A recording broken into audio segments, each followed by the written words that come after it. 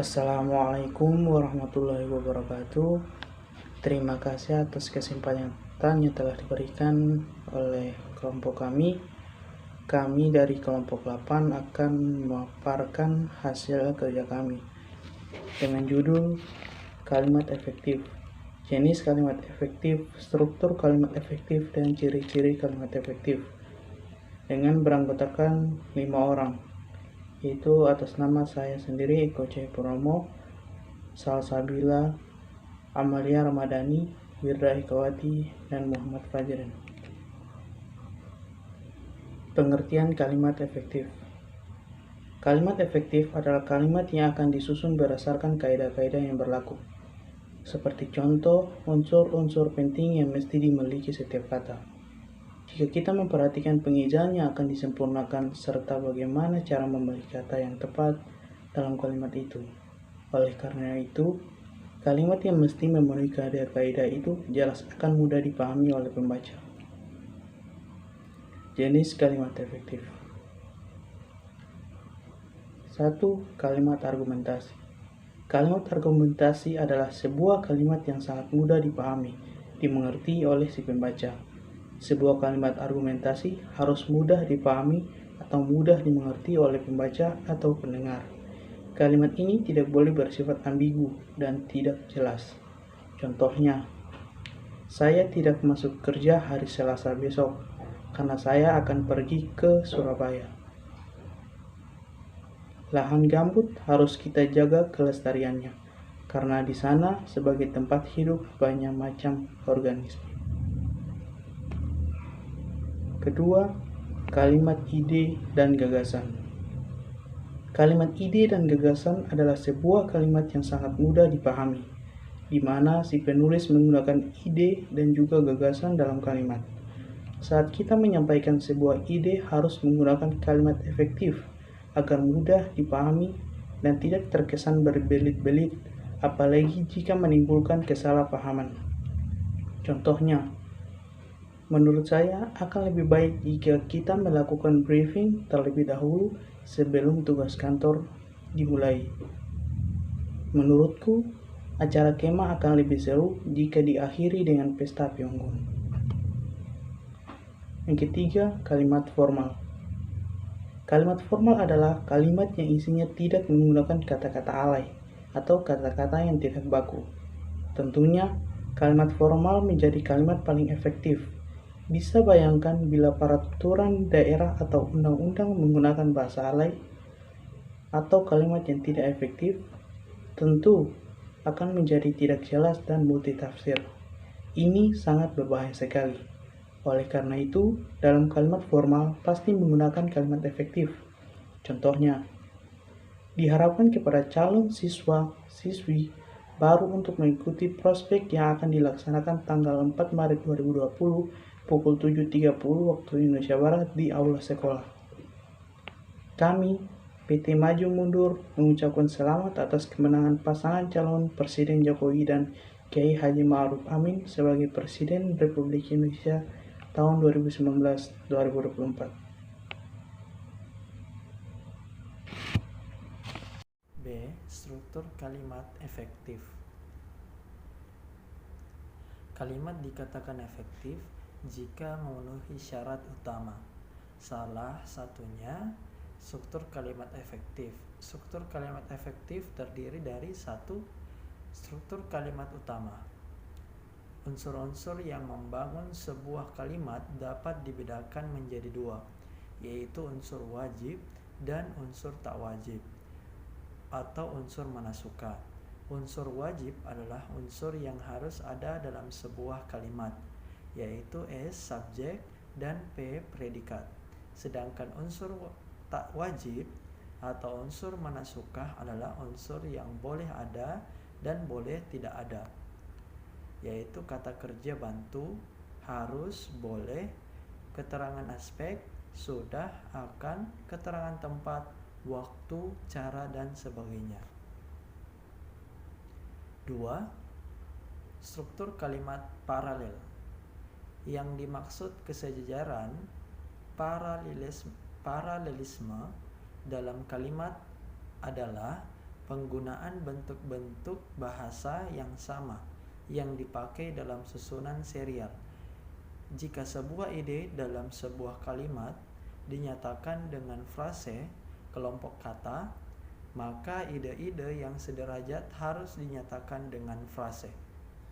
Jika sebuah ide dalam suatu kalimat dinyatakan dengan kata benda, maka ide yang lainnya sederajat harus dengan kata benda juga. Demikian juga halnya bila sebuah ide dalam sebuah kalimat dinyatakan dengan kata kerja, maka ide lainnya yang sederajat harus dinyatakan dengan jenis kata yang sama. A. Kesejajaran bentuk. Imbuhan digunakan untuk membentuk kata berperan dalam menentukan kesejajaran. Berikut ini contoh yang memperlihatkan ketidaksejajaran bentuk. 1. Kegiatannya meliputi pembelian buku, membuat katalog, dan mengatur peminjaman buku. Ketidaksejajaran itu ada pada kata pembelian buku yang disejajarkan dengan kata membuat katalog dan mengatur peminjaman buku. Agar sejajar, ketiga satuan itu dapat dijadikan nomina semua, seperti terlihat pada kalimat berikut. Kegiatannya meliputi pembelian buku, pembuatan katalog, dan pengaturan peminjaman buku. Kegiatannya ialah membeli buku, membuat katalog, dan mengatur peminjaman buku. B. Kesejajaran makna. Lihatlah kalimat-kalimat berikut. 1. Dia berpukul-pukul. Kata berpukul-pukul bermakna saling pukul.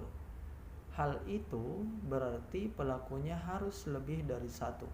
Karena kata dia bermakna tunggal, subjek kalimat satu itu perlu diubah, misalnya menjadi mereka, atau kalimat itu perlu ditambahkan keterangan komitatif atau penyerta dengan temannya misalnya. Kalimat berikut tidak memiliki kesejajaran makna. Predikat dan objek. 2. Adik memetiki setangkai bunga.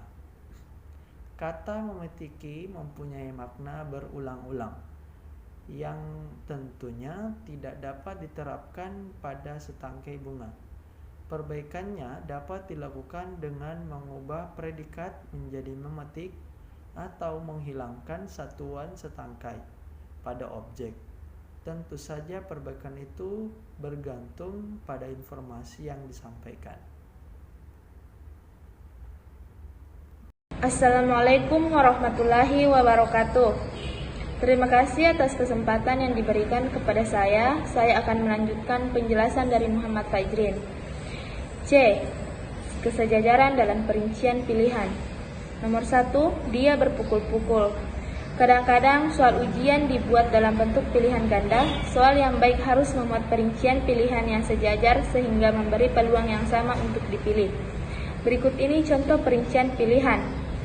Pilihan yang pertama, pemasangan telepon akan menyebabkan A. Melancarkan tugas, B. Menambah wibawa, C. Meningkatkan pengeluaran. Pada contoh tersebut, jawaban yang diharapkan adalah jawaban A, tetapi kalimat pemasangan telepon akan menyebabkan melancarkan tugas bukanlah kalimat yang baik. Pilihan B, meskipun memang bukan jawaban yang tepat, tidak mempunyai peluang untuk dipilih karena kalimat pemasangan telepon akan menyebabkan untuk menambah wibawa bukanlah kalimat baik. Kalimat memuat pilihan C justru paling baik, tetapi pilihan itu bukan jawaban yang diharapkan. Soal nomor 1 itu dapat diubah sebagai berikut. Pemasangan telepon akan meningkatkan A. Kelancaran, B. Wibawa, C. Pengeluaran. Pilihannya yaitu A. Kelancaran. 3. Struktur kalimat periodik. Kalau pada kalimat umum, unsur-unsur yang dikemukakan cenderung unsur intinya. Tetapi, kalau pada kalimat periodik sebaliknya, yaitu unsur-unsur tambahan yang terlebih dahulu dikemukakan kemudian muncul bagian intinya. Hal ini dilakukan untuk menarik perhatian para pembaca. Menarik perhatian para pembaca atau pembicara terhadap pendengarnya. Misalnya, oleh mahasiswa kemarin, jenazah yang busuk itu dikuburkan. Pola kalimat OKSP. Selanjutnya, oleh awan panas yang tersembur dari kepundan dengan bantuan angin yang berkecepatan tinggi, hutan lindung di lereng bukit itu terbakar habis. Pola kalimatnya OKSP. Kemarin, rombongan mahasiswa PKL dari UNESA disambut oleh mahasiswa jurusan PBSID Undiksa. Pola kalimat KSPO. C. Ciri-ciri kalimat efektif. 1. Kesepadanan struktur.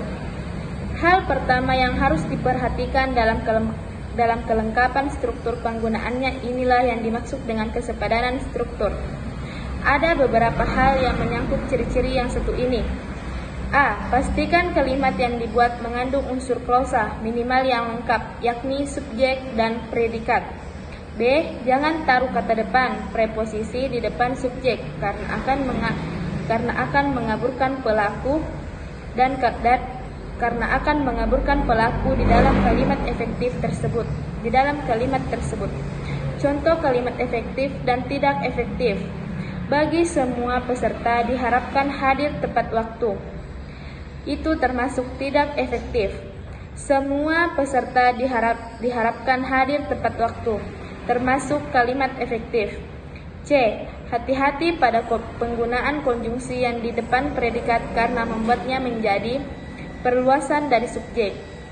Contohnya, dia yang pergi meninggalkan saya, itu contoh tidak efektif. Dia pergi meninggalkan saya, itu merupakan contoh yang efektif. Sekian penjelasan dari saya. Materi yang akan dipaparkan selanjutnya saya serahkan kepada teman saya. Assalamualaikum warahmatullahi wabarakatuh. D. Tidak bersubjek ganda. Bukan berarti subjek tidak boleh lebih dari satu, namun lebih ke arah menggabungkan subjek yang sama. Contoh, adik demam sehingga adik tidak dapat masuk sekolah, merupakan kalimat tidak efektif. Adik demam sehingga tidak dapat masuk sekolah merupakan kalimat efektif. Yang kedua, kehematan kata. Karena salah satu syarat kalimat efektif adalah ringkas dan tidak bertele-tele, kalian tidak boleh menyusun kata-kata yang bermakna sama di dalam sebuah kalimat. Ada dua hal yang memungkinkan kalimat membuat kalimat yang boros sehingga tidak efektif.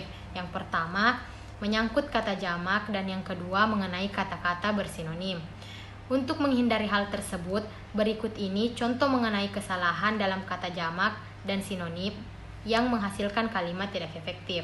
Contoh kata jamaknya, para siswa-siswi sedang mengerjakan soal ujian masuk perguruan tinggi, merupakan kalimat tidak efektif. Siswa-siswi sedang mengerjakan soal ujian masuk perguruan tinggi, merupakan kalimat efektif. Ketidakefektifan terjadi karena kata para merujuk pada jumlah jamak, sementara siswa-siswi juga mengarah pada jumlah siswa yang lebih dari satu. Jadi, hilangkan salah satu kata yang merujuk pada hal tersebut.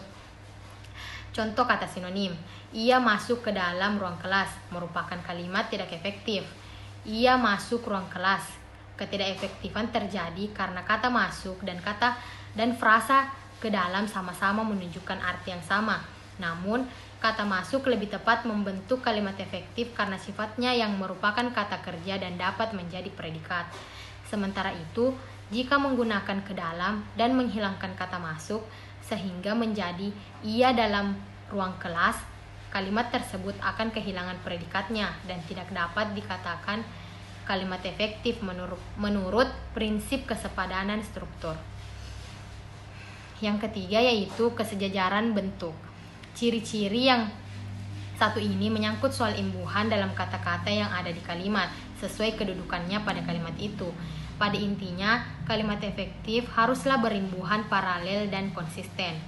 Jika pada sebuah fungsi digunakan imbuhan me, Selanjutnya, imbuhan yang sama digunakan pada fungsi yang sama.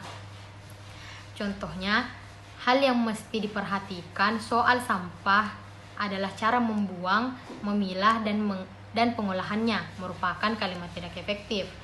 Hal yang mesti diperhatikan soal sampah adalah cara membuang, memilah, dan mengolahnya merupakan kalimat efektif.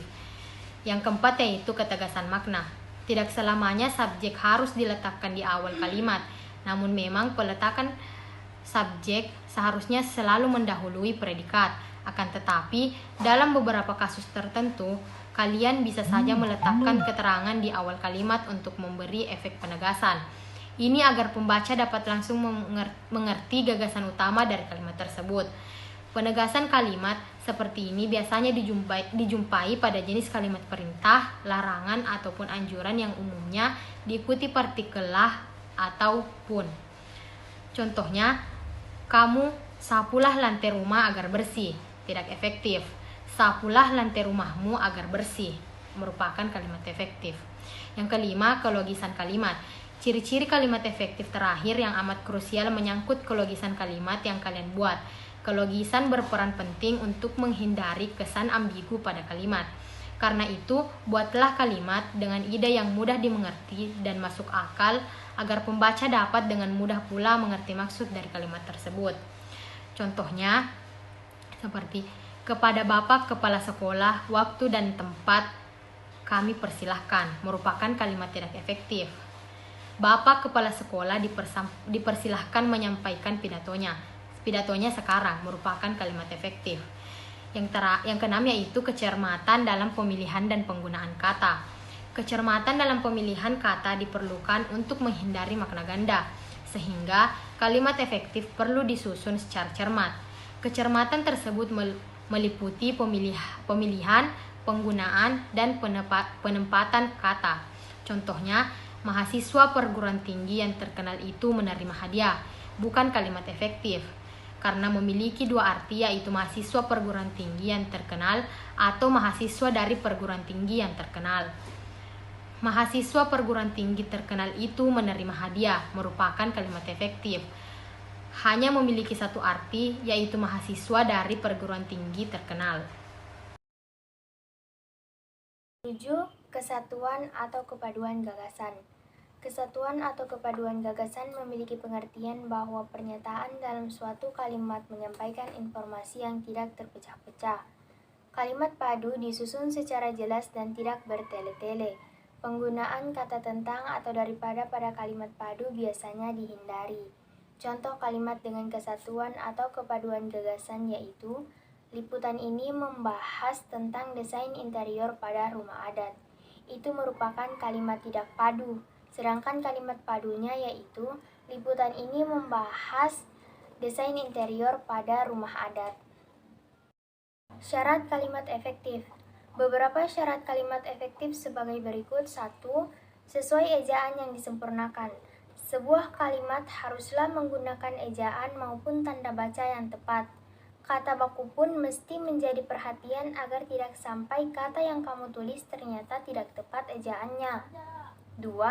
Mudah dipahami oleh pembaca atau tidak ambigu. Kalimat efektif menjadi sangat penting untuk menghindari pembaca dari multitafsir. Dengan susunan kata yang ringkas, sistematis, dan sesuai kaidah pembahasan, pembaca tidak akan kesulitan mengartikan ide dari kalimat kalian, sehingga tidak ada kesan ambigu. 3. Tidak bertele-tele.